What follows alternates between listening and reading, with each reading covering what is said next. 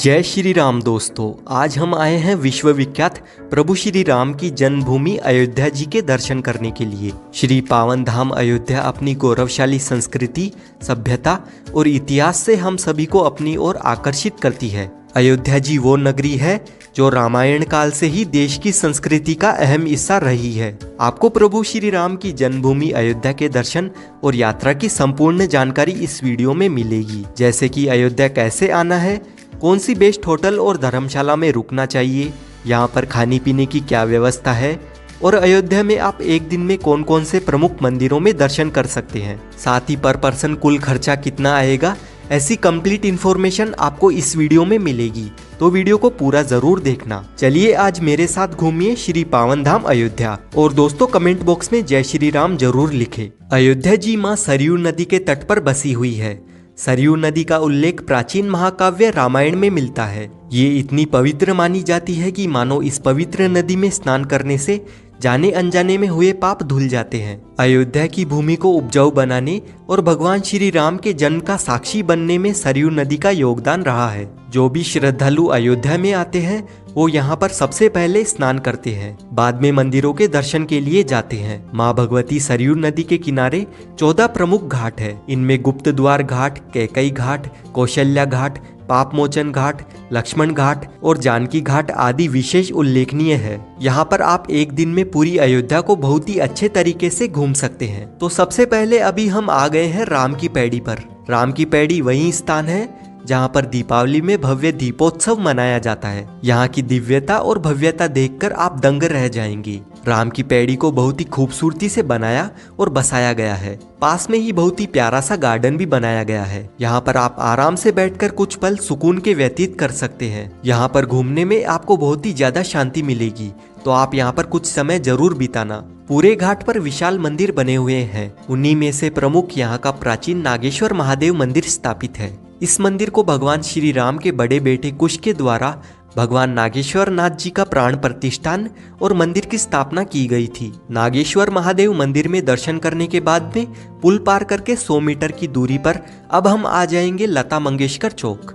यहाँ पर ये 40 फीट की विशाल वीणा स्थापित है और ये अयोध्या का मुख्य चौक है। यहाँ से अब हम जाएंगे 1 किलोमीटर की दूरी पर स्थित हनुमानगढ़ी पर और यहीं से आपको ई रिक्शा मिल जाएगा। 10 रुपए का किराया देकर हम आ जाएंगे अयोध्या के चौकीदार हनुमान जी के दर्शन करने के लिए। हनुमान जी को अयोध्या का चौकीदार और रक्षक माना जाता है। यहाँ की ऐसी मान्यता है कि राम जी के दर्शन करने से पहले हनुमानगढ़ी में हनुमान जी के दर्शन करना चाहिए। हनुमानगढ़ी को अयोध्या का प्रवेश द्वार भी कहा जाता है और यहाँ के आसपास में ही सभी मुख्य स्थल बने हुए हैं। यहाँ पर बहुत सारी प्रसाद और फूल मालाओं की दुकानें बनी हुई है। यहाँ से प्रसाद और फूल माला लेने के बाद में 76 सीढ़ियों को चढ़कर आप हनुमान जी के अलौकिक दर्शन प्राप्त कर सकते हैं। जब प्रभु श्री राम जी ने अपनी जीवन लीला का समापन किया और वैकुंठ लोक की ओर जा रहे थे, तब राम जी हनुमान जी को अयोध्या रामकोट की रक्षा के लिए आदेश देकर गए थे और तब से लेकर आज तक हनुमान जी यहाँ पर बैठकर पूरे अयोध्या की देखभाल कर रहे हैं और इसीलिए हनुमानगढ़ी ऊंचे टीले पर स्थित है और ये टीला एक किले जैसा दिखता है। मंदिर में हनुमान जी माता अंजनी की गोद में बैठे हुए हैं। ऐसा कहा जाता है कि लंका दहन और रावण पर विजय प्राप्त करने के बाद में जब भगवान श्री राम अयोध्या वापस आए थे,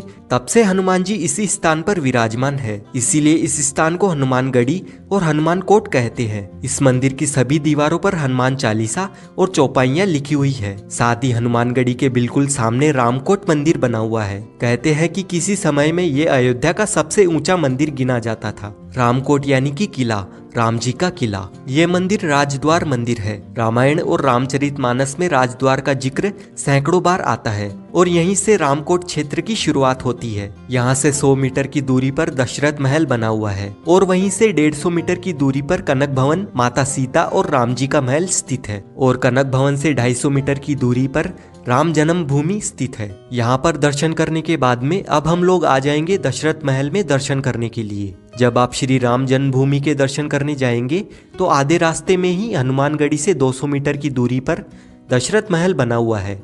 हनुमानगढ़ी से ये जो रास्ता आपको सामने की ओर नजर आ रहा है ना, बस इसी रास्ते में आपको सामने ही दशरथ महल का मुख्य द्वार दिखाई देगा। महल के अंदर प्रवेश करने के बाद में यहाँ पर आपको भव्य महल बना हुआ दिखेगा। यहाँ की ऐसी मान्यता है कि राजा दशरथ ने इस महल की स्थापना त्रेता युग में की थी। महल के अंदर बहुत ही प्यारा सा मंदिर बना हुआ है। यहाँ पर प्रभु श्री राम सहित पूरा परिवार विराजमान है। यहाँ पर हमें पिताजी दशरथ के साथ में चारों भाई और तीनों माताएं संग राम जी के पूरे परिवार के साथ में दर्शन होते हैं और इस मंदिर की शैली आपको बहुत ही ज्यादा मनभावन लगेगी।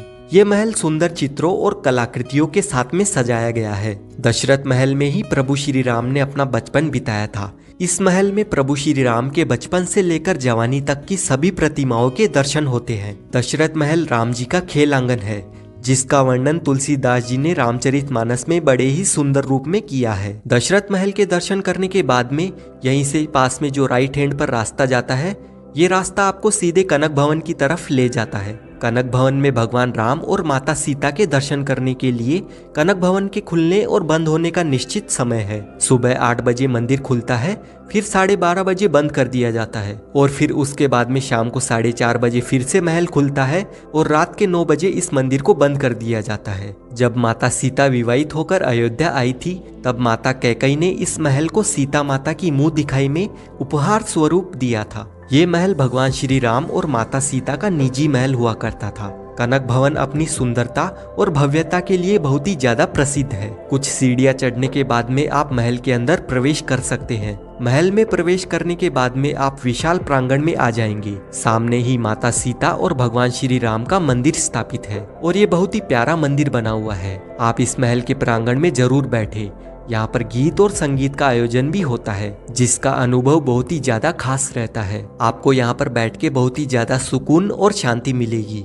तो आप कनक भवन में दर्शन करने जरूर आइए। कनक भवन में दर्शन करने के बाद में अब हम लोग चलेंगे राम जन्मभूमि मंदिर में प्रभु श्री राम जी के दर्शन करने के लिए। राम जन्मभूमि मंदिर के खुलने और बंद होने का एक निश्चित समय है। सुबह 7 बजे मंदिर खुलता है, फिर 11:30 बजे बंद कर दिया जाता है और उसके बाद में दोपहर 2 बजे फिर से मंदिर खोला जाता है और शाम को 7 बजे बंद कर दिया जाता है। पूरी दुनिया इस मंदिर के इतिहास को जानती है, कैसे मुगल शासकों के द्वारा इस मंदिर को नष्ट किया गया था। 1528 में इस मंदिर को तोड़कर उसी मलबे से मंदिर के ऊपर बाबरी मस्जिद को बना दिया गया था। उसके बाद कई राजाओं और वीरों ने राम जन्मभूमि पर अपना अधिकार पाने के लिए कई लड़ाइयों का सामना किया और आज भी कार सेवकपुरम में राम मंदिर कार्यशाला में राम मंदिर का वो ढांचा रखा हुआ है, जिसे सच करने के लिए कई कार सेवकों ने अपना बलिदान देकर अंत में लंबे विवाद और सैकड़ों वर्षों के इंतजार के बाद में माननीय सुप्रीम कोर्ट की 5 जजों की बेंच ने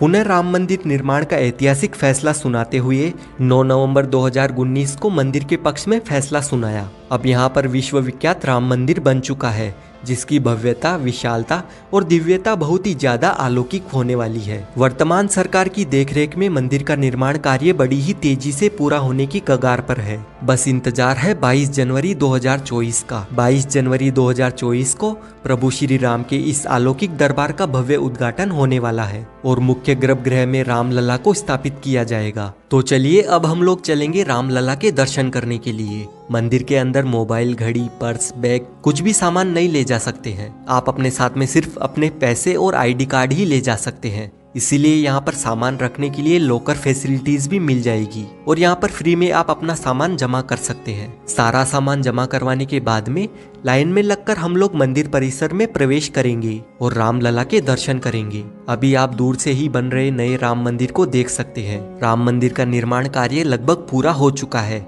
और पूरी अयोध्या नगरी का सौंदर्यीकरण किया जा रहा है। आने वाले समय में अयोध्या नगरी स्वर्ग जैसी बन जाएगी। यहाँ पर बहुत ही जोरों शोरों से विकास कार्य हो रहे हैं और एकदम नए तरीके से अयोध्या नगरी को बसाया जा रहा है। दोस्तों अब हम लोग जान लेते हैं अयोध्या पहुँचे कैसे। तो यहाँ तक आने के लिए सबसे बेस्ट और कन्वीनियंट ऑप्शन रहता है ट्रेन का। अयोध्या में 2 रेलवे स्टेशन बने हुए हैं। पहला अयोध्या जंक्शन और दूसरा है अयोध्या कैंट। देश के हर प्रमुख स्टेशन से आपको यहाँ तक डायरेक्ट ट्रेन मिल जाएगी। अयोध्या जंक्शन से श्री राम जन्मभूमि मंदिर की दूरी लगभग 1 किलोमीटर है। वहीं राम की पैड़ी सरयू घाट की दूरी लगभग 3 किलोमीटर है और आप ई रिक्शा के माध्यम से 20 रुपए का किराया देकर आराम से पहुँच जाएंगे। वहीं बात करें अयोध्या कैंट रेलवे स्टेशन की, तो यहाँ से राम की पैड़ी की दूरी लगभग 11 किलोमीटर है। आप ई रिक्शा के माध्यम से 50 रुपए का किराया देकर सरयू घाट तक आ सकते हैं। वहीं आप अगर फ्लाइट के माध्यम से अयोध्या आना चाहते हैं तो अयोध्या में भव्य महर्षि वाल्मीकि इंटरनेशनल एयरपोर्ट बन चुका है और राम मंदिर के उद्घाटन से पहले ही अयोध्या में आने वाले भक्तों के लिए 1 जनवरी 2024 से शुरुआत में दिल्ली, मुंबई, बेंगलुरु और हैदराबाद से सीधे अयोध्या तक हवाई यात्रा की सुविधा मिल जाएगी, तो आप आराम से फ्लाइट से भी अयोध्या आ सकते हैं। अब बात करते हैं कि आपको होटल या धर्मशाला कहाँ पर लेनी चाहिए। वैसे तो पूरे अयोध्या में बहुत सारी धर्मशालाएं और होटल बने हुए हैं, लेकिन अयोध्या जंक्शन रेलवे स्टेशन के सामने जो रोड जाती है, इस रोड पर बहुत ही अच्छे और बजट होटल मिल जाते हैं। आप यहाँ पर आराम से होटल या धर्मशाला ले सकते हैं। यहाँ पर नॉन एसी रूम 600 रुपए से स्टार्ट होते हैं, वहीं एसी रूम 900 रुपए तक मिल जाते हैं। अयोध्या में हम लोग खाने पीने की बात करें तो दोस्तों कनक भवन के पास में ही कनक सरकार रसोई बनी हुई है। इस रसोई में एकदम शुद्ध बहुत ही स्वादिष्ट भोजन मिलता है। मात्र 90 रुपए से 150 रुपए में आप यहाँ पर अनलिमिटेड थाली भोजन ग्रहण कर सकते हैं। और इस रसोई में घर पर बने गाय के देसी घी से सारा खाना बनाया जाता है और यहाँ से आप अपने घर के लिए 900 रुपए लीटर शुद्ध गाय का घी खरीद कर भी लेकर जा सकते हैं। अगर आप अयोध्या आते हैं तो एक बार इस रसोई को जरूर विजिट करना। वहीं अगर आप यहाँ पर फ्री में भोजन करना चाहते हैं तो राम मंदिर के पास में ही अमावा राम मंदिर बना हुआ है। यहाँ पर राम रसोई बनी हुई है। इस रसोई में आप निशुल्क में भोजन कर सकते हैं और आपको यहाँ पर बहुत ही स्वादिष्ट भोजन करवाया जाता है। दोस्तों अगर आप अयोध्या सुबह आ जाते हैं, पूरे दिन यहाँ पर दर्शन करने के बाद में शाम को अपने घर के लिए लौट जाते हैं, तो आप मान के चलिए कि मात्र 1000 से 1500 रुपए के बजट में बहुत ही अच्छे तरीके से आप इस यात्रा को पूरा कर लेंगे। इस बजट में आपका ट्रेन का किराया, खाना पीना और यहाँ पर ई रिक्शा में लगने वाला किराया इंक्लूड है। और अगर आप एक नाइट यहाँ पर रुकते हैं तो 1500 से 2000 रुपए में आप आराम से अयोध्या दर्शन कर लेंगे, क्योंकि दोस्तों यहाँ पर कोई भी लूटामारी नहीं है। आप कम बजट में इस यात्रा को पूरा कर लेंगे।